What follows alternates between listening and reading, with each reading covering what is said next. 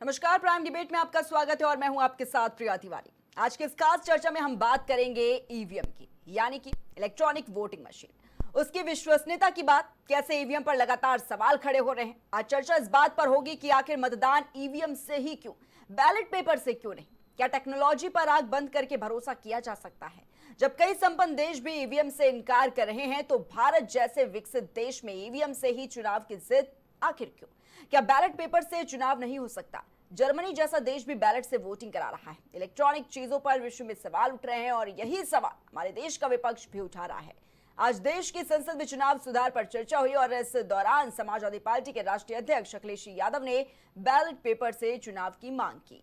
लोकसभा में बहस में हिस्सा लेते हुए अखिलेश यादव ने कहा कि इलेक्शन बैलेट पेपर से होना चाहिए और इसलिए होना चाहिए क्योंकि बहुत सवाल उठ रहे हैं, बहुत उंगलियां उठ रही हैं। इलेक्ट्रॉनिक चीजों पर बहुत सवाल खड़े हो रहे हैं और भारत के ही लोकतंत्र में नहीं, दुनिया भर में। और ये लोग जो कुछ कह रहे हैं कि इलेक्ट्रॉनिक की बात कर रहे हैं, उनसे ये कहना चाहता हूं कि भारत और जर्मनी की तुलना कर ले, भारत और अमेरिका की तुलना कर ले, भारत और जापान की तुलना कर ले। हम कहां पर हैं? अगर वो संपन्न देश हैं जो टेक्नोलॉजी में हमसे कई गुना आगे हैं, अगर वो स्वीकार नहीं कर रहे हैं ईवीएम को, तो आखिरकार हम कैसे ईवीएम को स्वीकार कर ले?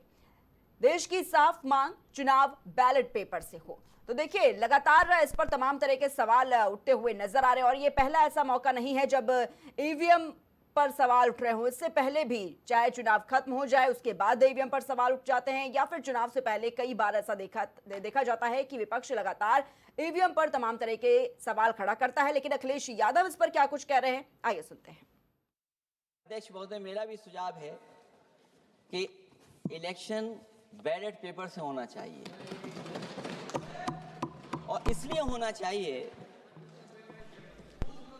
होना चाहिए कि बहुत प्रश्न लग रहे हैं, बहुत उंगली उठ रही है, इलेक्ट्रॉनिक चीजों पे बहुत सवाल खड़े हो रहे हैं और केवल भारत के अंदर लोकतंत्र में नहीं, दुनिया के लोकतंत्र में। और ये जो लोग कुछ कह रहे हैं इलेक्ट्रॉनिक की बात और टेक्नोलॉजी की बात कर रहे हैं, मैं उनसे कहना चाहता हूं कि भारत और जर्मनी की तुलना कर लें, भारत और अमेरिका की तुलना कर लें, भारत की और जापान की तुलना कर लें, हम कहां खड़े हैं।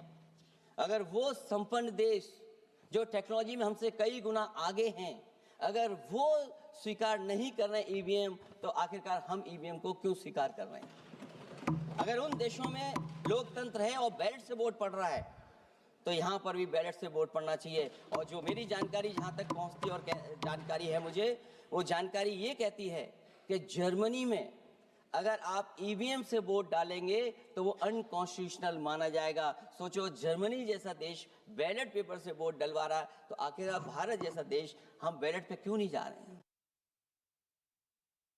चुनाव सुधार पर आज चर्चा और एक बार फिर से अखिलेश यादव ने ये तमाम सवाल उठाए हैं और उनका साफ तौर पर कहना है कि बैलेट पेपर से चुनाव होने चाहिए। और ईवीएम की बात की जाए तो देखिए, ईवीएम को लेकर तमाम तरह के सवाल लगातार पहले भी उठते हुए नजर आए और अब एक बार फिर से आज जब चर्चा हुई सदन में, फिर से अखिलेश यादव ने ये बात कही कि जब जर्मनी, अमेरिका और जापान जैसे देशों में ईवीएम से चुनाव नहीं होते हैं, जब वो उस पर विश्वास नहीं करते हैं, तो हम क्यों करें। और अगर देखिए, उन्होंने टेक्नोलॉजी पर भी बात की। अखिलेश यादव ने यह साफ तौर पर कहा कि आप टेक्नोलॉजी से दोनों देशों को अगर कंपेयर करते हैं तो देखा जाता है कि जो बाकी देश है वो कैसे टेक्नोलॉजी के माध्यम से देखिए और आगे बढ़ रहे हैं, लेकिन वो भी नहीं मान रहे हैं। अगर तुलना की जाए दोनों देशों की, तो तुलना के मामले में भी जो जर्मनी है, जो अमेरिका है, वो काफी आगे है भारत से। लेकिन वो भी अगर नहीं मान रहा है तो हम कैसे ईवीएम पर भरोसा करें। और साफ तौर पर देखिए, भारतीय जनता पार्टी पर भी आरोप लगाया गया है कि ईवीएम से छेड़छाड़ की जाती है और ये ऐसा पहला मौका नहीं है। अक्सर देखा जाता है कि ईवीएम पर सवाल बिल्कुल उठते हैं चुनाव नजदीक आते ही, और कभी कभी देखिए जब चुनाव खत्म हो जाता है उसके बाद भी विपक्ष ईवीएम को लेकर सवाल उठाता है।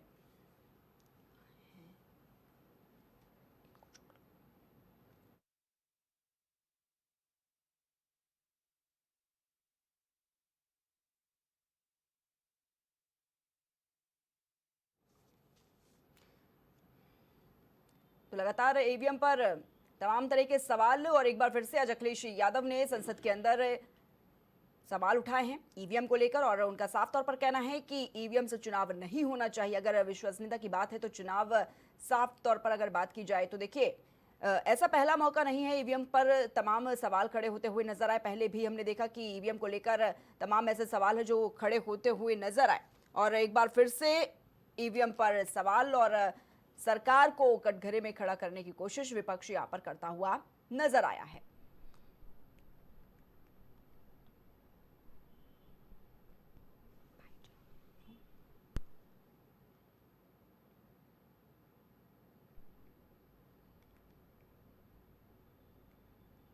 तो देखिए, उन्होंने साफ तौर पर कहा है कि अगर बाकी देश टेक्नोलॉजी में जो हमसे आगे हैं, अगर वो नहीं मानते हैं ईवीएम को, तो हम कैसे स्वीकार कर ले ईवीएम को। और आखिरकार ईवीएम को लेकर तमाम तरह के सवाल, और साफ तौर पर अखिलेश यादव ने कहा है कि देश की साफ मांग है, चुनाव बैलेट पेपर से ही होना चाहिए।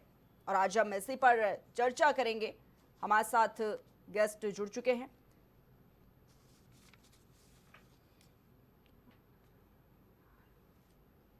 तो सबसे पहले हम आपको उनसे परिचय करवा देते हैं। हमारे साथ वरिष्ठ पत्रकार सुनील त्रिपाठी जुड़े हुए हैं, साथ ही समाजवादी पार्टी से विवेक पांडे जी हमारे साथ जुड़े हुए। आप दोनों का बहुत बहुत स्वागत है। सबसे पहले सुनील त्रिपाठी जी। सुनील जी, जिस तरीके से देखा जा रहा है, ईवीएम को एक बार फिर से कटघरे में खड़ा करने की कोशिश विपक्ष करता हुआ नजर आया, और ये ऐसा पहला मौका नहीं है जब संसद के अंदर ईवीएम को लेकर इस तरीके से बहस छिड़ती हुई नजर आई हो। बैलेट पेपर से चुनाव की मांग समाजवादी पार्टी कर रही है, और उससे पहले भी देखा गया कैसे कांग्रेस पार्टी हो या तमाम विपक्षी दल यही मांग करते हैं कि बैलेट पेपर से ही चुनाव होना चाहिए। किस तरीके से देखते हैं? देखिए प्रिया जी, चाहे बैलेट पेपर हो तो चाहे ईवीएम मशीन, दोनों पर भी सवाल उठते रहे हैं।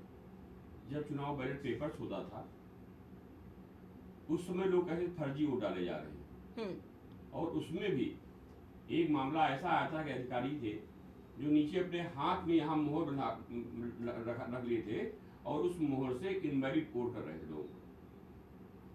और ये एक नहीं, ऐसी कई घटनाएं हुई हैं। और बूथ कैप्चरिंग, बक्से भी लुटे जाते थे, बक्सों में पानी फेंका जाता था।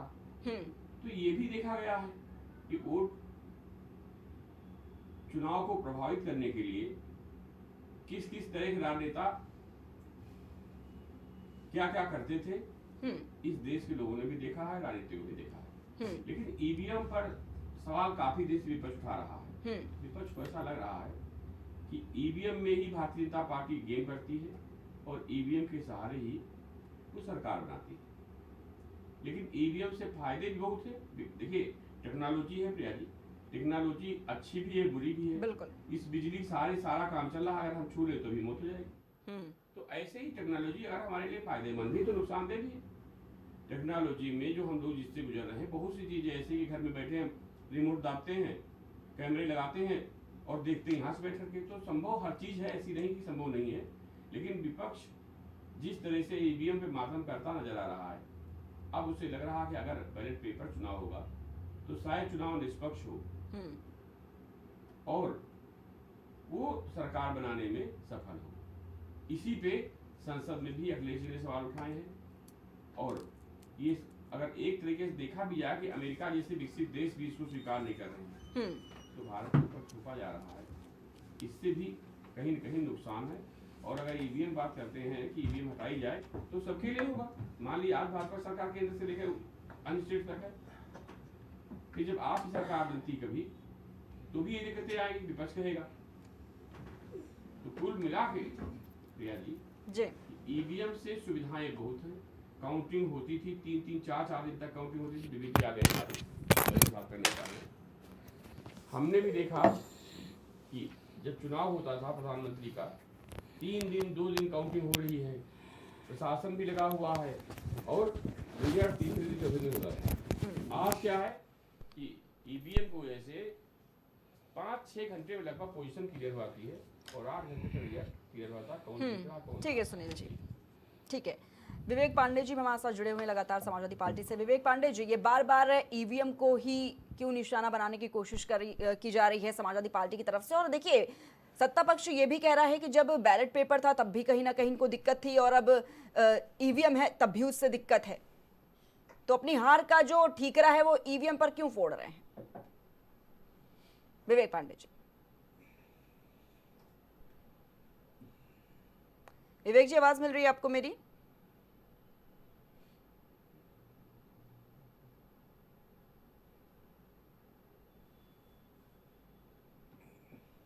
विवेक जी, मेरी आवाज मिल रही है आपको?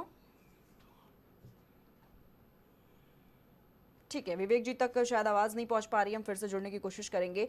लेकिन सुनील जी से मेरा ये सवाल है, सुनील जी, जिस तरीके से लगातार ईवीएम को कटघरे में खड़ा करने की कोशिश देखा जाता है कि विपक्ष करती है, लेकिन उनका जिस तरीके से ये कहना है कि अगर बात की जाए अमेरिका की, जर्मनी की, जापान की, उन देशों की तुलना भारत से की जा रही है, जहां पर देखिए टेक्नोलॉजी के तुलना करें अगर तो वो काफी आगे हैं वो देश आज भी, और ये मानना भी चाहिए। लेकिन जब वो ये नहीं मान रहे हैं तो हम कैसे मान ले?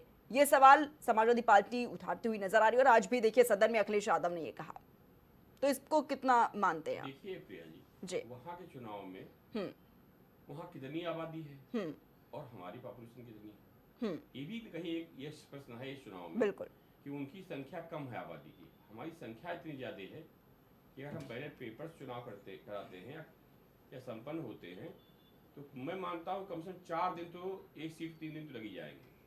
उसके बाद भी कहीं न कहीं देखिएगा फिर शिकायतें आएंगी।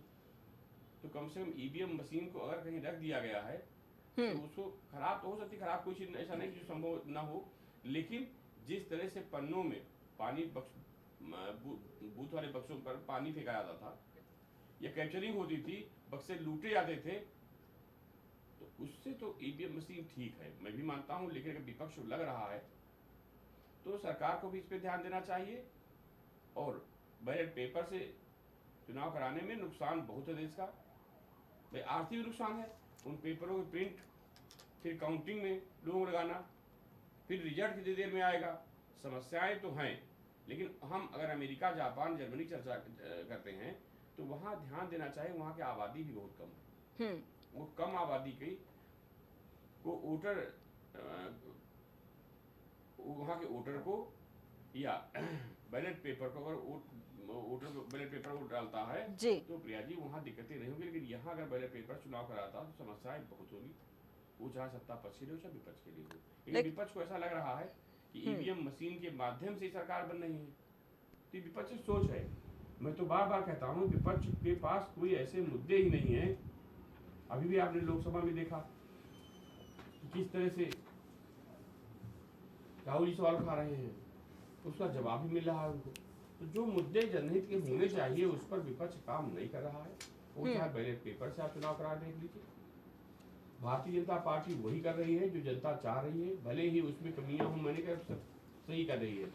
लेकिन जनता भाजपा की बात को, नरेंद्र मोदी जी की बात को, योगी जी ये बात को स्वीकार करती है जो कहते हैं।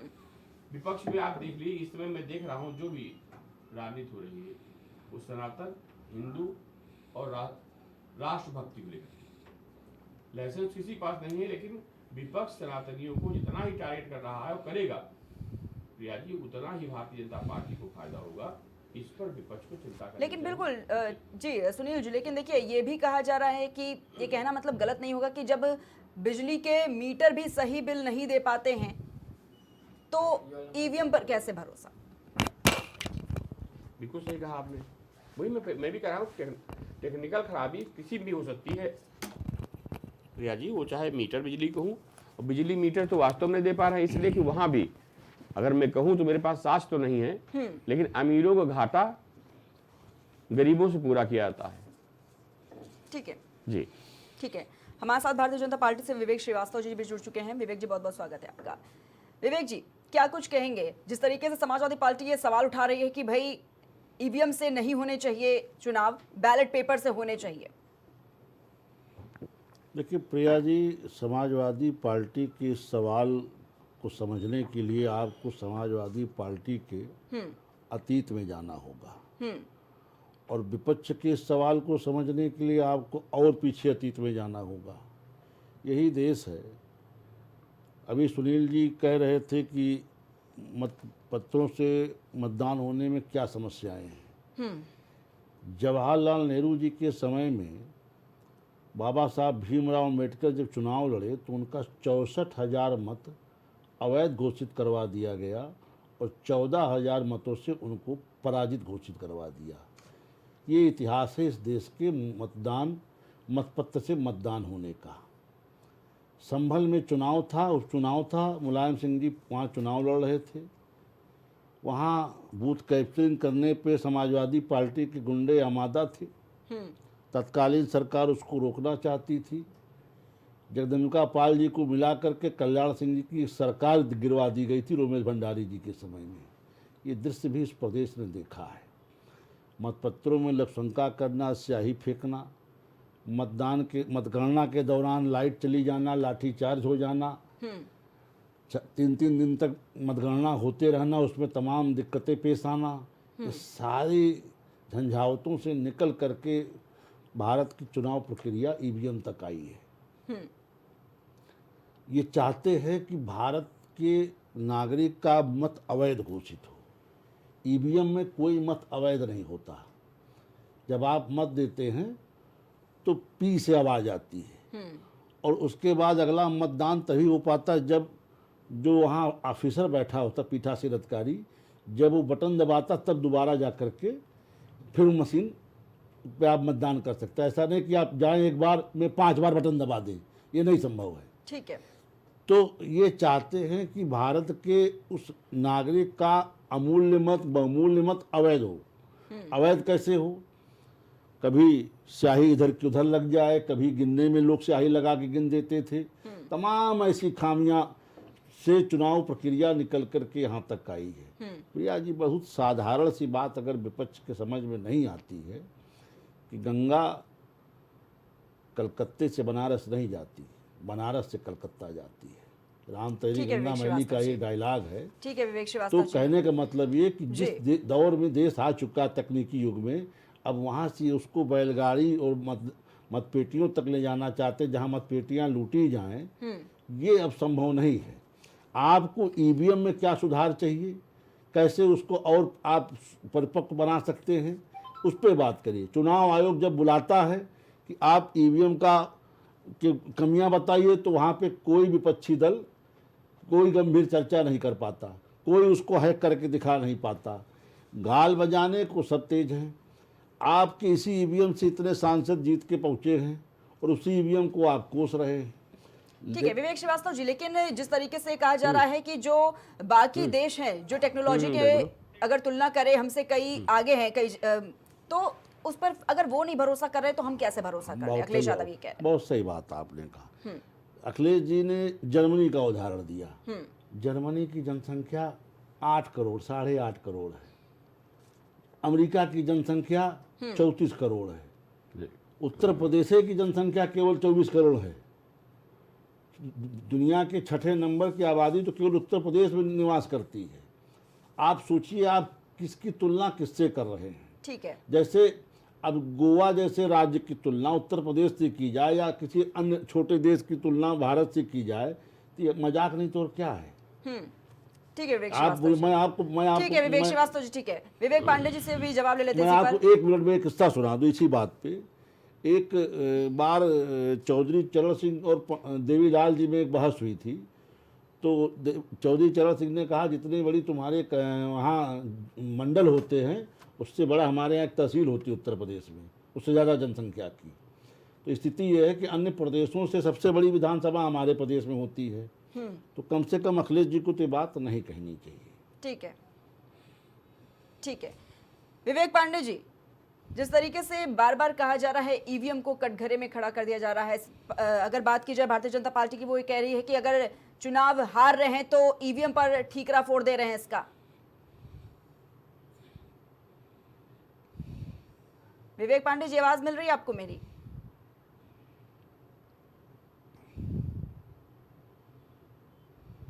विवेक पांडे जी, मेरी आवाज मिल रही है आपको? ठीक है। विवेक पांडे जी तक आवाज नहीं पहुंच पा रही, संपर्क नहीं हो पा रहा। हम जुड़ने की कोशिश करेंगे। विवेक श्रीवास्तव जी, लेकिन जिस तरीके से कहा जा रहा है कि जब रोजमर्रा की मशीनें, जिस तरीके से मैंने सुनील जी से भी इस पर जवाब लिया कि बिजली के मीटर भी सही बिल नहीं बता पाते हैं, तो फिर जब कैसे ईवीएम पर भरोसा किया जाता है कि वो एक्यूरेट जो डेटा है वो दे दे? क्योंकि सवाल फिर से सदन में आपने भी सुना होगा, अखिलेश यादव लगातार यही बात बोल रहे हैं। इस पर क्या कुछ कहेंगे? देखिए, बिजली के मीटर के काम करने का तौर तरीका, कॉन्सेप्ट दूसरा है। ईवीएम के काम करने के तौर तरीके दूसरे। हर मतदान के बाद ईवीएम पीठासीन अधिकारी द्वारा उसमें बटन दबाने पे एक्टिव होती है, लगातार कोई गिनती नहीं करती ईवीएम। और तमाम तकनीकी तरीक़ों से लोगों ने ईवीएम को हैक करने की कोशिश की, कोई उसको हैक करने में नाकामयाब रहा। वो कोई ऐसा इंस्ट्रूमेंट नहीं है कि जिसको आप दूर से कोई हैक कर सके, कोई उसमें रिसीवर हो, कोई सेंसर हो। वो केवल एक गणना इक्विपमेंट है, और जब वो बटन दबाते तभी वो अगली बार मतदान को एक्सेप्ट करने के लिए तैयार होती है ईवीएम। उसमें आप लगातार ना कोई बटन दबा सकते हैं और ना उसमें आप कहीं जाकर के बूथ पे कब्जा कर सकते हैं, ना कोई फर्जी मतदान कर सकते हैं। तमाम अन्य प्रिकॉशन भी उसके द्वारा हम हमारे चुनाव आयोग को प्राप्त होते हैं। उसमें फर्जी मतदान नहीं संभव है। एक चीज़ जैसे ये नहीं संभव है कि हम जहाँ एक जगह ने और 2 4 10 दबा के चले आएँ, मतदान करके चले आएँ, ये नहीं हो सकता। दूसरा, कोई मत अवैध नहीं होगा, जो डालेगा उसका मत पड़ेगा। ये नहीं हो सकता कि हम राम को देने जाए, रहीम को दे के चले आएँ। ठीक है, विवेक पांडे जी के पास जाना चाहूंगी। विवेक पांडे जी, आवाज मिल रही है आपको मेरी अभी? जी विवेक पांडे जी, जिस तरीके से ईवीएम को लेकर लगातार सवाल उठा रही है समाजवादी पार्टी और भारतीय जनता पार्टी, ये साफ तौर पर कह रही है कि अगर चुनाव हार रहे हैं तो आप उसका जो ठीकरा है वो ईवीएम पर क्यों फोड़ रहे हैं? नहीं, मैं इस बात को उठाऊंगा कि चुनाव का ठीकरा हम ईवीएम पे नहीं फोड़ रहे हैं। हम ईवीएम पे चुनाव चाहते ही नहीं है। उसका कारण ये है कि जब किसी भी चुनावी प्रक्रिया में ईवीएम का उपयोग होने के बाद पानीपत की एक खबर आई कि जीते हुए प्रत्याशी को हरवा दिया गया, और वो दृश्य जब सामने आता है तो ईवीएम की हैकिंग पे सवाल नहीं उठ रहा है। सवाल उठ रहा है कि कंप्यूटरीकृत कोई भी कार्य प्रणाली जिसमें कि इस तरह की कोई ग्लिच आती है या इस तरह की कोई बात सामने आ रही है तो उसकी पारदर्शिता पे सवाल उठने लाजमी है, पहली बात। दूसरी बात, अगर आज के दौर में साइबर अटैक की बात करिए, चाहे CIA जैसी संस्थाओं के अगर सर्वर हैक हो सकते हैं तो ये ईवीएम कौन सी खेत की बिसात है। और उससे बड़ी बात, इसी ईवीएम का विरोध तो भाजपा के लोग करते थे जब विपक्ष में थे। हमारे आदरणीय अखिलेश यादव जी ने, जो राष्ट्रीय अध्यक्ष है, उन्होंने तो खुद कहा कि अगर मैं पूरे बहुमत से भी चुनाव जीत जाऊं तो भी मैं ईवीएम का विरोध करूंगा, क्योंकि सबसे बड़ी बात है कि इस देश की जनता का 100% वोट भाजपा को नहीं मिलता है, और अगर भाजपा को 1% भी वोट नहीं मिलता तो उन 1% जो जनता है उनके लिए पारदर्शिता को सुनिश्चित करना ये लोकतंत्र की सबसे बड़ी खूबसूरती है। महत्वपूर्ण ये नहीं है कि आप जीत रहे हैं, महत्वपूर्ण ये है कि ईवीएम पे जो सवाल खड़े हो रहे हैं उसका जवाब ना चुनाव आयोग दे रहा है, और चुनाव आयोग का जो जवाब है वो भाजपा दे रही है। सवाल ये है, भाजपा तो स्वयं खुद को कटघरे में खड़ा कर दे रही है। अब ये क्या कहते हैं, एक संवैधानिक संस्था होने के नाते हमारा दायित्व है कि हम संवैधानिक संस्था के लिए आवाज उठाएं। विवेक पांडे जी, तो क्या विपक्ष असंवैधानिक है? ईवीएम पर आपने बता दिया, लेकिन बैलेट पेपर को कहां तक सही मानते हैं? क्योंकि अगर उसके भी ड्रॉबैक्स देखें तो बहुत सारे हैं, जैसे कि मुहर गलत जगह लग सकती है, खराब मतपत्र की संख्या ज्यादा रहती है, गिनती में मनमानी या त्रुटि होने की संभावना अधिक है। इस पर फिर क्या कहेंगे? मैं इसका भी जवाब दे रहा हूँ। अभी जो हमारे आदरणीय प्रधानमंत्री जी के परम मित्र आए थे, माननीय पुतिन जी, जिसके लिए 4 दिन समारोह चला, संसद में नहीं पहुंचे, वो राष्ट्रीय अतिथि जो थे ना, उनसे ही सीख लेना चाहिए था। उनके देश में भी बैलेट पेपर से ही चुनाव की प्रक्रिया संपन्न होती है। जिस टोक्यो मॉडल की बात करके बुलेट ट्रेन चलाने लाए थे, उस जापान में भी ईवीएम नहीं है, बैलेट पेपर से ही चुनाव संपादित किए जाते हैं, क्योंकि जनता को ईवीएम पे भरोसा नहीं है। और पारदर्शिता का नतीजा ये है कि आज ये शक्ति संपन्न, संसाधन संपन्न राष्ट्र है।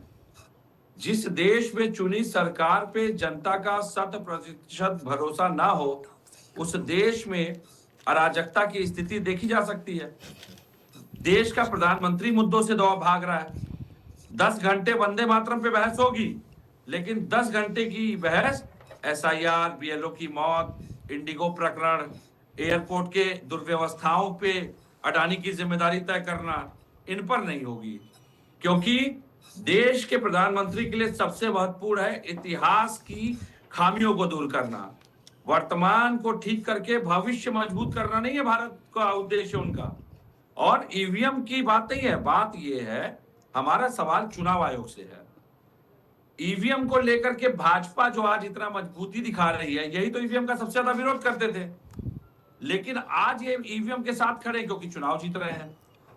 भाई चुनाव जीत रहे हैं और चुनाव जीतने के लिए इन्होंने जिस प्रकार की व्यवस्था चुनाव कमीशन, इलेक्शन कमीशन के साथ मिलकर की है, उससे खटकरे में इन्होंने खुद को खड़ा किया है, विपक्ष ने इनको नहीं खड़ा किया है। हम सवाल चुनाव आयोग से पूछते हैं, उनको बचाने के लिए प्रेस कॉन्फ्रेंस भाजपा करती है। हम सवाल चुनाव आयोग से पूछते हैं, उनका जवाब भाजपा देती है। हम अगर कोई कानूनी कार्रवाई चुनाव आयोग के लिए कहते हैं तो भाजपा ने उनको पहले ही किसी भी तरह के आपराधिक मामलों से बचाने के लिए पहले ही कानून में संशोधन कर दिया।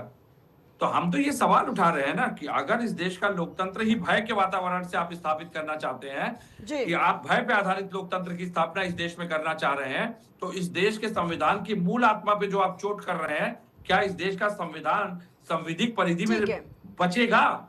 सवाल तो वही आ जाएगा। जिस प्रकार से एक सवाल मैं आपको स्पष्ट कर दे रहा हूं कैसे, क्योंकि ये उदाहरण मांगेंगे। उत्तर प्रदेश में अनुच्छेद 25 का उल्लंघन करते हुए, जो धार्मिक स्वतंत्रता से जुड़ा विषय है, आपने एक आदेश जारी कर दिया, वंदे मातरम अनिवार्य है। अब अनुच्छेद 25 क्या कहता है? धार्मिक स्वतंत्रता की अभिव्यक्ति। और अनुच्छेद आपने जो आदेश जारी किया वो अनुच्छेद 25 का खुला उल्लंघन है। तो संविधान खतरे में क्यों नहीं है बताइए? इसका जवाब तो आपको देना है, हमको थोड़ी देना है। आपने कोई कानून पारित किया है क्या संसद में?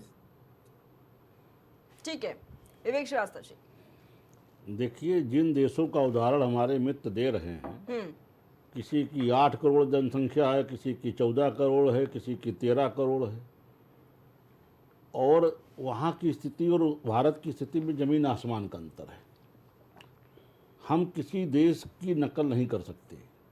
हमारा लोकतंत्र उनसे बहुत आगे आ चुका है। और जो इसको ईवीएम से दिक्कत है, ये बार बार एक प्रश्न दोहराते हैं कि हम चुनाव आयोग से प्रश्न करते हैं, जवाब भाजपा के लोग देते हैं।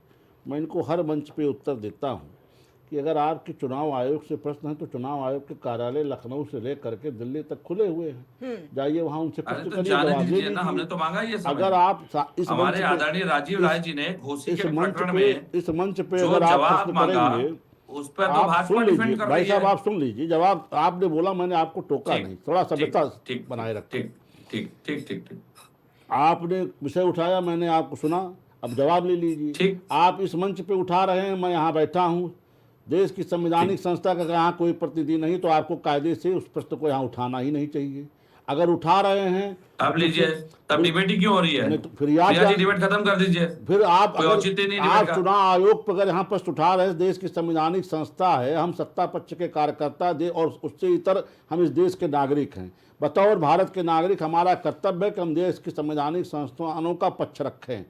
आपको अपने पद की, आप कहते हैं कि क्या विपक्ष इलीगल है, आपको अपनी गरिमा गौरव का ज्ञान ना हो, आप भले विदेश में जाकर के भारत की संवैधानिक संस्थाओं पर प्रश्न उठाते हो। इसने कितनी गरिमा रखी है, हम उस चीज को रखते हैं। आप सुन लीजिए, आपने बोला, मैंने आपको नहीं टोका, आपने बोला, मैंने आपको टोका नहीं, सुन लीजिए। और रही बात, आज जिस दौर में भारत का चुनाव आयोग आ चुका है, भारत की चुनाव प्रक्रिया आ चुकी है, दिक्कत आपको चुनाव दर चुनाव हारने से है। आप अपनी कमियों को देखना नहीं चाहते। आपकी स्थिति वो है कि नाच नावा आंगन टेढ़ा वाली बताने वाली स्थिति है। अरे भाई, नाच आपके नायडू जी कर रहे थे। नहीं, वो तो दिखाई पड़ रहा कौन नाच रहा है। नाच रहे थे। आप लखनऊ में एक इंडिगो की समस्या से व्यक्ति मर रहा था और वो नाच रहे थे। आप अपने को जनता से जोड़ नहीं पा रहे हैं, आपकी समस्या ये है। और उसके बाद आप ईवीएम को तोहमत लगाते हैं। आपके पक्ष को बहुत अच्छी तरह शिवसेना के प्रवक्ता बता चुके हैं कि इंडिया गठबंधन के लोगों का हाल ये है कि जब भंडारे में जाते तो अंदर खाना खत्म, बाहर निकल के आते तो चप्पल गायब। आपकी दशा ऐसी हो चुकी है। तो आप अपने कार्य को सुधारिए। यही करते हैं तो हम क्या करें उसके लिए? तो भाई क्या करेंगे भाई, हम आपको चप्पल दिखाने के थोड़ी है करवा रहे हैं, तो हमारी गलती है। नहीं, हम तो राजनीतिक 5 किलो राशन में भंडारा तो नहीं होता। आप जनता तक नहीं जाएंगे। 5 किलो राशन आपका जनता से संपर्क नहीं, तो हम आपको जनता संपर्क कराने के थोड़ी बैठे हैं। नहीं, हम जनता के पास जाएंगे, अपना काम करेंगे। ठीक है विवेक श्रीवास्तव, भारत की 100% जनता आपको वोट करती है। जवाब 100% वोट किसी को नहीं करती है, 100% वोट भी नहीं डालती है। ठीक है विवेक श्रीवास्तव जी, 100% वोट भी नहीं डालती है। तब क्यों कह रहे हैं? नहीं, सुनील 100% जी। वोट आपको भी तो नहीं अयोध्या डालती की है। जनता ने ठीक है, नकार विवेक दिया, जहां श्रीवास्तव सबसे जी, ज्यादा विवेक संपर्क पांडे जी, बनाने ठीक का है। प्रयास सब कर रहे थे। अयोध्या की जनता ने, फैजाबाद की जनता ने, नहीं, अयोध्या ने नहीं, जिता के भेजा है। क्यों? ठीक है विवेक क्यों? श्रीवास्तव जी, ठीक है, आऊंगे आपके पास। सुनील जी, जिस तरीके से जब ये मुद्दा उठाया जा रहा है ईवीएम को लेकर और कहा जा रहा है कि ईवीएम से नहीं होने चाहिए चुनाव, बैलेट पेपर से होने चाहिए, उसके बाद जिस तरीके से लगातार उदाहरण दिया जा रहा है दूसरे देशों का, चाहे वो जर्मनी हो या फिर जापान हो या फिर अमेरिका हो, लेकिन देखिए जर्मनी की ही बात कर लेते हैं। जर्मनी में साल 2009 में कोर्ट ने साफ तौर पर कहा था कि यहां पर बैलेट पेपर से ही चुनाव होंगे, और देखिए उन्होंने जिस तरीके से अपने एक स्टेटमेंट पे ये लिखा था कि हम सिर्फ और सिर्फ पारदर्शिता के लिए ही बैलेट पेपर को चाहते हैं कि इससे ही वोटिंग होनी चाहिए। हम किसी भी तरह की खराबी की बात नहीं करते, लेकिन पारदर्शिता बहुत ही जरूरी है चुनाव में। देखिए प्रिया जी, मैं पहले भी कह रहा हूं, विवेक जी भी कह रहे हैं कि वहां की आबादी यहाँ की आबादी में जमीन आसमान का अंतर है। क्योंकि पूर्व में भी बैलेट पेपर के जो चुनाव संपन्न हुए उनमें भी बहुत खामियां नजर आई। हम भी कह चुके हैं, विवेक जी कह चुके हैं, और साथ विवेक पांडे जी भी इस बात को स्वीकार करेंगे। काउंटिंग होती थी, 3-3 दिन 4-4 दिन काउंटिंग होती थी। काउंटिंग में भी सैकड़ों हजारों अनवैलिड वोट बना दिए जाते थे। जो बैठते थे वहां जांच करने वाले लोग, मैंने पहले भी कहा है कि मेरे पास साक्ष्य तो नहीं, लेकिन संज्ञान मेरे जरूर आया था कि कई अधिकारी ऐसे होते जो मोहर यहाँ हाथ में लगा लेते हैं और 200-500 वोट जो उनको इनवैलिड करना है, मोहर लगाया, उसके बाद मोहर फेंक देते हैं। ऐसे भी घटनाएं हुई चुनाव में। तो इस बात क्या गारंटी है कि अगर बैलेट पेपर से चुनाव होता है इस प्रदेश में या देश में? लेकिन जो स्टेटमेंट दिया जा रहा है सुनील जी कि संदेह से ज्यादा पारदर्शिता जरूरी, और संदेह भारत में भी काफी देखा जा रहा है कि ईवीएम को लेकर लगातार जिस तरीके से सवाल उठाए जा रहे हैं, अगर ये चाह रही है विपक्ष की बैलेट पेपर से चुनाव होना चाहिए, और ये भी देखिए कि स्टेटमेंट सामने आया है कि जो आगामी चुनाव हैं 6 राज्यों में, वहां पर भी आप करवा दीजिए बैलेट पेपर से चुनाव। देखिए प्रिया जी, खर्चा कौन वहन करता चुनाव का? टैक्स पेयर देता है। आप 5 दिन काउंटिंग कराएंगे, 4 दिन काउंटिंग कराएंगे, 3 दिन काउंटिंग कराएंगे, कितना खर्चा एक चुनाव में आता है एक प्रदेश का? कितना खर्चा आता है देश के चुनाव में? और वो टैक्स पेयर पैसा किसी नेता का पैसा नहीं है, वो गरीब जनता का पैसा है। तो समय भी बर्बाद होगा और पैसा भी बर्बाद होगा जी। अगर बैलेट पेपर चुनाव होता है। और जो घटनाएं पहले घटित हुई, बूथ कैप्चरिंग से लेके जो बैलेट पेपर डिब्बे थे वो भी छीने गए, कई बार लूटे गए। आपने भी देखा होगा, विवेक जी ने भी देखा होगा, हमने भी देखा है। तो ईवीएम मशीन से 2 जरूर फायदे हैं कि समय की बचत होती है, ठीक है सुनील जी, और पैसे बचत होती है। ठीक है विवेक श्रीवास्तव जी बोलिए। देखिए, जो लोग बार बार कह रहे हैं कि मतपत्र से करवा दीजिए, मतपत्रों से होने वाले चुनाव की क्या स्थिति रही, मैंने शुरुआत से लेकर अभी तक का किस्सा बता दिया जब तक होते रहे। मैंने बाबा साहब भीमराव अम्बेडकर के चुनाव से लेकर के 1962 में जब बीएसएफ के ट्रकों में बिहार में बूथ कैप्चर भेजे गए कांग्रेस के राज में, तब से लेकर मैंने संभल मुलायम सिंह जी तक का चुनाव बता दिया क्या स्थितियाँ रहीं। और जो कल्पना आज की स्थिति में हो रही है कि मतगणना कैसे मतपत्रों की होगी, उस कल्पना अगर आप ढंग से समझिए, कोशिश करिएगा, तो आपकी आत्मा कांप जाएगी। 4 दिन 5 दिन मतगणना चलेगी। जो कर्मचारी मतगणना ड्यूटी में होगा उनको कैसे वहाँ से रिप्लेस किया जाएगा? उनको छोड़िए, पार्टियों के जो मतदान एजेंट मतगणना एजेंट बैठते हैं, कहाँ से आएंगे इतने मतगणना एजेंट? आज की स्थिति में 4-4 5-5 दिन के लिए कैसे उनको रिप्लेस करेंगे आप? तो वो प्रक्रिया और संदेह के घेरे में रहेगी। जहाँ से आपने जहाँ निगाह चुकी, तहाँ पता चला आपके मतपत्र इधर उधर हो गए, पता चला आपका मतपत्र उनके लाट में लग गया, उनके लाट में लग गया। ऐसा नहीं कि हमने मतपत्र से चुनाव होते नहीं देखा है, हमने वो भी देखा है, हमने ईवीएम भी देखा है, हम दोनों प्रक्रिया से वाकिफ हैं। वो प्रक्रिया कितनी कठिन होती थी मतपत्र वाली, और ईवीएम की प्रक्रिया कितनी सरल है। आज जो हम कल्पना करते हैं कि सवेरे 6-7 बजे से मतगणना चालू होती है, 12 बजे 2 बजे तक स्थितियां स्पष्ट होने लगती है, मैक्सिमम 4-5 बजे तक सरकार का रुख स्पष्ट हो जाता है, किसकी बने किसकी नहीं बनेगी। ये 4 दिन तक की तमाशा हो जाता है, ठीक है, उस मतपत्रों की स्थिति में। अब देश उस तरह के लोकतंत्र से बहुत आगे आ चुका है। आपको इसमें जो सुधार की गुंजाइश हो उस पर चर्चा करिए, वीवीपैट लगाइए और चीजें सुधार करिए, लेकिन आप सोचे कि गंगा कलकत्ते से बना जाएगी, ये संभव नहीं है। ठीक है विवेक श्रीवास्तव जी। विवेक पांडे जी, क्या कुछ जवाब देंगे? ईवीएम की तो कई खूबियां गिना दी जा रही हैं यहाँ पर, और बैलेट पेपर के नुकसान। देखिए, एक बात आपको बता दूं खूबियां तो गिना दी इन्होंने। 51-52 में जब भारत सरकार चुनाव कराती थी तब चुनाव का जो खर्चा होता था 10.45 करोड़ के आसपास था।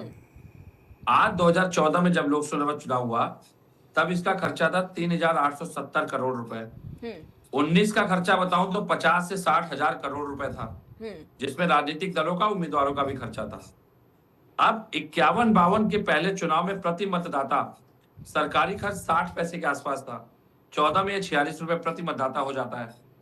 और पहले एक उम्मीदवार के लिए जो चुनावी सीमा थी वो 25,000 रुपए की थी, जो आज लोकसभा क्षेत्रों के आधार पे 75 से 95 लाख रुपए है।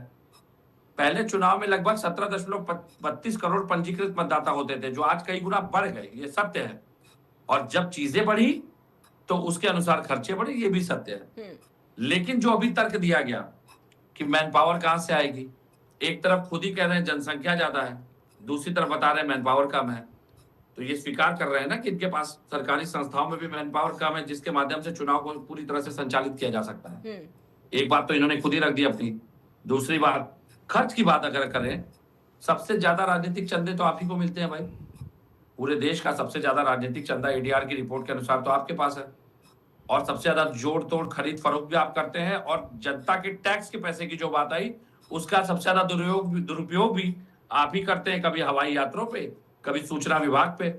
हमारे समय जो सूचना विभाग, जिसका बजट 100 करोड़ रुपए का आवंटित था, इनके सरकार के कार्यकाल में अगर आप देखेंगे तो वो कई 100 करोड़ हो चुका है। मतलब मुझे लगता है कि 50 गुना ज्यादा है। लेकिन उसको स्वीकार नहीं करेंगे, जनता के टैक्स के पैसे की बड़ी चिंता है। अभी जो कॉपिंग मशीन इन्होंने, जो सॉफ्टवेयर इन्होंने खरीदा था 18-19 में, कि उससे ये फर्जी मतदाताओं को पकड़ेंगे, जिसकी वाहवाही करके ढोल पीटा गया था। चुनाव आयोग ने जिसके लिए बड़ी वाहवाही की थी, अब चुनाव आयोग ने उसको नकार दिया कि उस सॉफ्टवेयर को सही नहीं माना जा सकता। सुप्रीम कोर्ट में ये कह रहे हैं। तो जनता के टैक्स पैसे को खैरात समझ रखा था, जो पहले खरीदता है, खरीदने के पहले क्या उसकी जांच नहीं की थी? यकीनन किसी ने रेकमेंड किया था, तभी चुनाव आयोग ने खरीदा। और या तो किसी मित्र को लाभ देने के लिए आपने खरीदा, किसी को दलाल कमीशन को फलने फूलने के लिए आपने कमीशनबाजी कराई, कमीशन खोरी की। इसकी जांच होनी चाहिए, सीबीआई इसकी जांच करे। मैं इसकी मांग करता हूं कि जिस सॉफ्टवेयर को भारत सरकार ने खरीदा, उस सॉफ्टवेयर को अब आप नकार कैसे सकते हैं?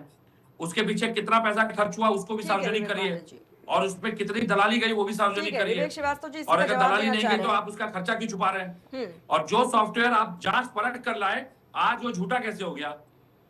ठीक है, देखिए, तो आप अपनी बातों में फंस रहे हैं। को कदम चुनाव आयोग अपनी बातों में फंस रहा है। बोलिए।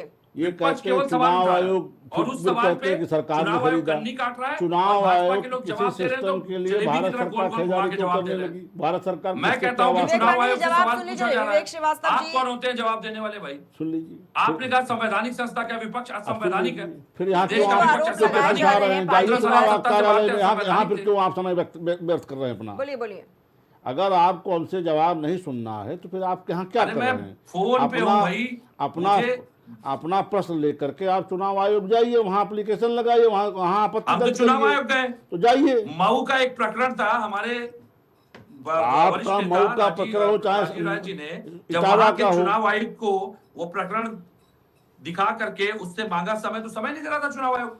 भाई नहीं गंभीरता समझा, नहीं दिया समय। नहीं, हर क्यों? कोई पसंद आवश्यक से थोड़ी कि चलेगा? आपको वैसे समय दे दे। मनमाना चल रहा है क्या? पसंद से चलेगा क्या? नहीं क्यों मनमाना चल रहा है भाई? क्या? अगर आपका विषय प्रकरण इतना विषय गंभीर नहीं तो क्यों आपको कोई नहीं, समय दे विषय देगा? गंभीर था, बिल्कुल या था, आपको वो लगता है सार्वजनिक ना, विषय है। सामने वाले को सार्वजनिक अगर विषय नहीं है। लगता है तो आप क्यों कोई 12,000 समय दे 20,000 देगा? लोगों का वोट काटेंगे और उस पे लिखे है कि deletion request has been accepted, तो हु मेड द रिक्वेस्ट? यही तो सवाल हम जानना चाहते थे। भाई यही सवाल तो ये राजीव राय साहब ने देखिए, उठाया था। अब फिर आप Who ऐसा made ही that आके आ गए। request? देखिए, इसका जवाब समस्या कौन ले देगा? दे भाजपा करके देगी। पांडे जी, ठीक है। आपको दर्द ये है कि SIR हो रहा है, हमको दर्द ये है आपके कि ना आप और चाहने के चुनाव आयोग ने इस बावजूद हो देश रहा का है। तमाशा बना दिया है। और इस देश के चुनावी जो व्यवस्था डिटेंशन थी, सेंटर में उसको रोहिंग्या आप लोगों ने बांग्लादेशी आज भेजे जा रहे जाहिलों की हैं। व्यवस्था में तब्दील कर दिया आपको है। लगता है कि चुनाव चुनाव आयोग को आपने आपका वोट सर्कस बैंक बना खिसक के रहा रख दिया है। जो आपके इशारे पे नाच रहा है। आप अंतर्राष्ट्रीय मीडिया खिल्ली उड़ा इस रही है, तरह से है ना? विचलित होने अंतर्राष्ट्रीय मीडिया से खिल्ली उड़ा रही है। इस आपके और जवाब देते आपके बनने इस ठीक तरह है, हैं। विवेक श्रीवास्तव जी, विवेक जिम्मेदारी पांडे तय जी, नहीं ठीक हो रही है, है किसी की। है। आप किस तरह से ठीक है विवेक विचलित हो, श्रीवास्तव जी, ठीक है। जवाब तो मुझे देने नहीं दिया इन्होंने। एक सेकंड, आती हूँ आपके पास। सुनील जी, जी इलेक्शन कमीशन जिस तरीके से एक स्टेटमेंट देता है और ये कहता है कि बैलेट पेपर पर चुनाव लेने से पर्यावरण की बर्बादी होगी, वो आगे कहता है कि पेपर बनाने के लिए कई पेड़ काटने पड़ते हैं, और देश की जनता से मैं पूछना चाहता हूं, क्या ये पाप करना ठीक है? देखिए प्रिया जी, और एसआईआर में कौन सा पेपर हाँ, इस्तेमाल हो रहा है? उसके बाद फिर यही सवाल कि एसआईआर में जो A4 साइज का पेपर इस्तेमाल हो रहा है, फिर उससे पाप नहीं हो रहा है क्या, अगर पर्यावरण की चिंता इतनी है तो? देखिए चुनाव आयोग की बात कुछ प्रतिशत सही भी। एसआईआर में कितने कागज लग रहे हैं आप बताइए? एक फॉर्म लग रहा है, और चुनाव के दौरान आप कितने फार्म लगते हैं आपने भी देखा होगा प्रिया जी, बीबी जी भी देखे, बीबी जी भी देखे हो, कम से कम मेरी साथ 3-4 फार्म तो उसमें होते हैं।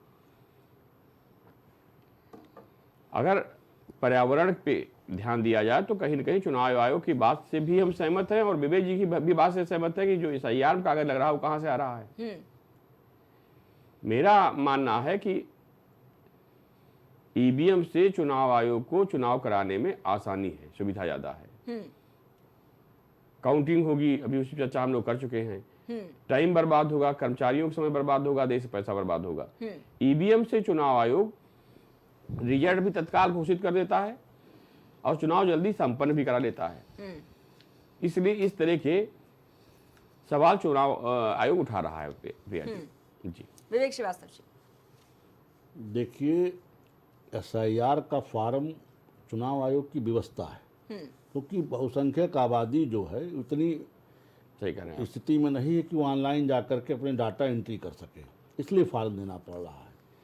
मतदान में क्या होता है कि आपका एक पर्चा लग गया, ईवीएम मशीन में आप गए, चुनाव चिन्ह देखे, प्रत्याशी का नाम देखे, बटन दबाए, पीछे आवाज हुई, चले आए। कोई मतदान आपका अवैध नहीं हुआ, कोई फर्जी मतदान नहीं हुआ। फर्जी मतदान पे भी नियंत्रण, अवैध मतदान पे भी नियंत्रण, और आसानी से फिर काउंटिंग हो जाती है, रिजल्ट घोषित हो जाता है। पता चला मतगणना में 3-3, 4-4 दिन तक लोग लगे हुए हैं, सारी वसंती ठप। आपको स्वयं मालूम है कि जब चुनाव की प्रक्रिया एक बार प्रारंभ हो जाती है तो सारे विकास कार्य रोक दिए जाते हैं, सारी प्रक्रिया ठप हो जाती है।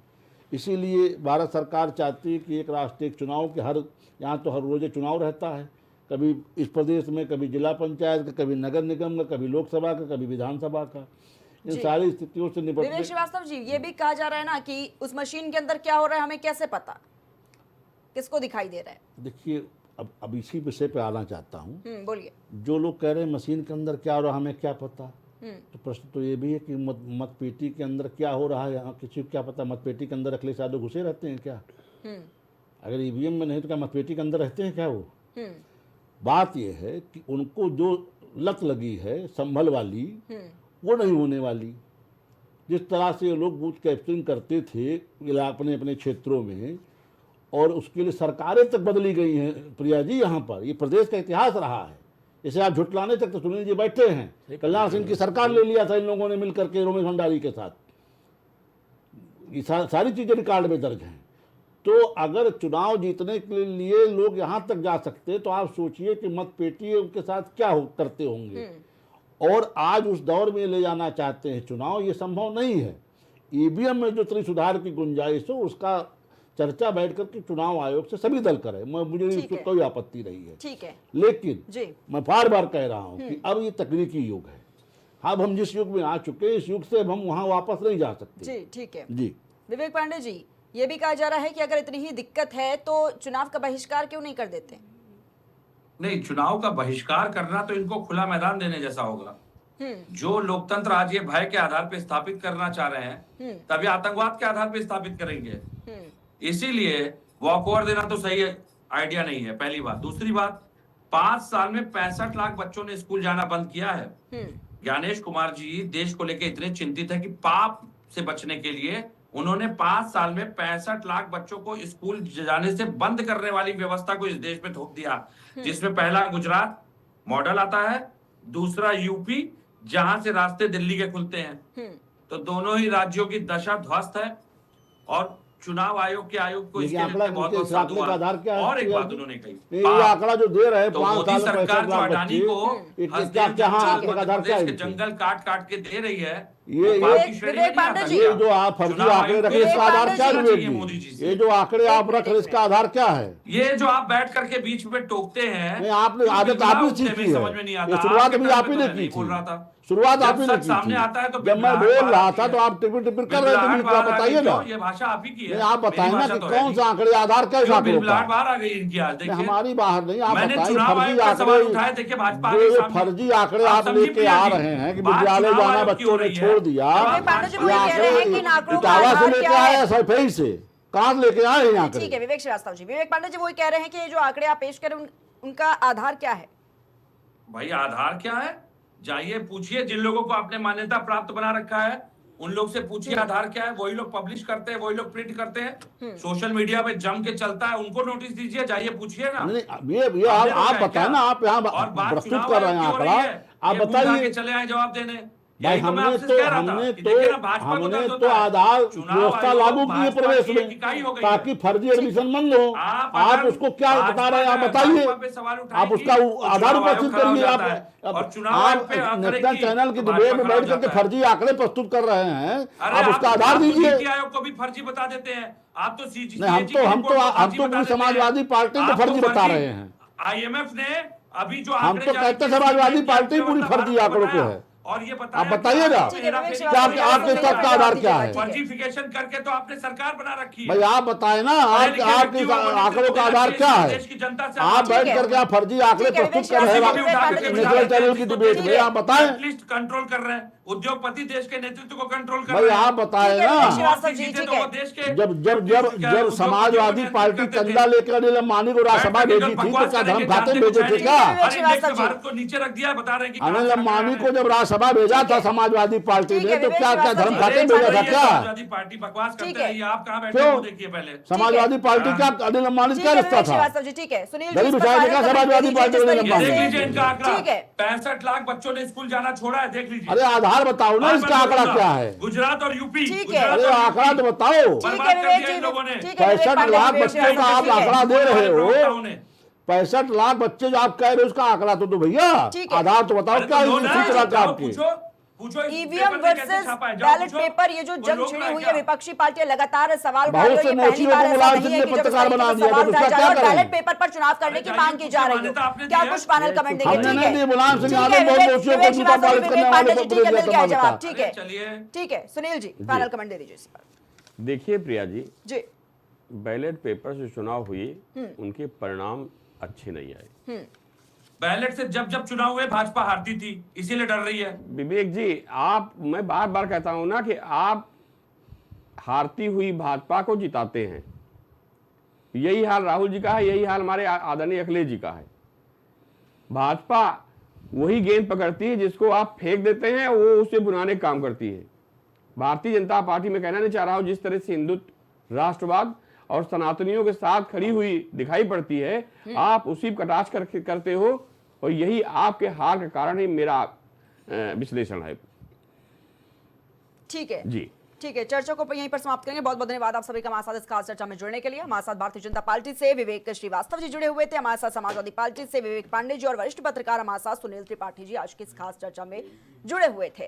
तो लगातार देखा जा रहा है किस तरीके से ईवीएम को लेकर एक बार फिर से विपक्ष तमाम तरह के सवाल खड़े करते हुए नजर आ रही है, और ये ऐसा पहली बार नहीं हुआ है जब अखिलेश यादव ने इस पर सवाल उठाए हो। इससे पहले भी कई बार ईवीएम को कटघरे में खड़ा करने की कोशिश की गई है। और बात की जाए, देखिए आज संसद में चर्चा हुई और अखिलेश यादव ने यह साफ तौर पर कहा है कि ईवीएम से चुनाव नहीं होना चाहिए, बैलेट पेपर से चुनाव होना चाहिए, जिसके चलते जो चुनाव है वो पारदर्शिता के साथ हो जाए। तो देखिए दूसरी तरफ विपक्षी दल ये कहते हुए नजर आ रहे हैं कि अगर ईवीएम में सब कुछ ठीक है तो 6 राज्यों में जो चुनाव होने वाले हैं उस पर बैलेट पेपर से चुनाव करा ले, तब दूध का दूध और पानी का पानी हो जाएगा।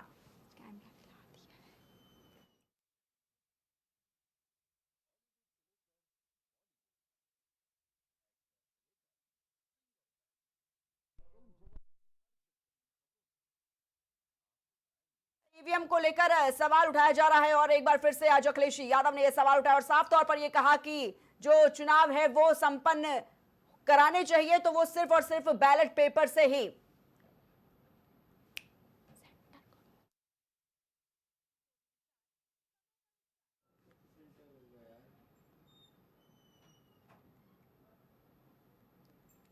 तो आज देश की संसद में चुनाव सुधार पर चर्चा हुई और देखिए समाजवादी पार्टी ने एक बार फिर से ये तमाम सवाल उठाए और साफ तौर पर उसका कहना था कि जो चुनाव है उसको पूरी तरीके से बैलेट पेपर से ही करवाना चाहिए, ना कि ईवीएम से। तभी जो चुनाव है वो पारदर्शिता के साथ संपन्न हो सकेंगे। फिलहाल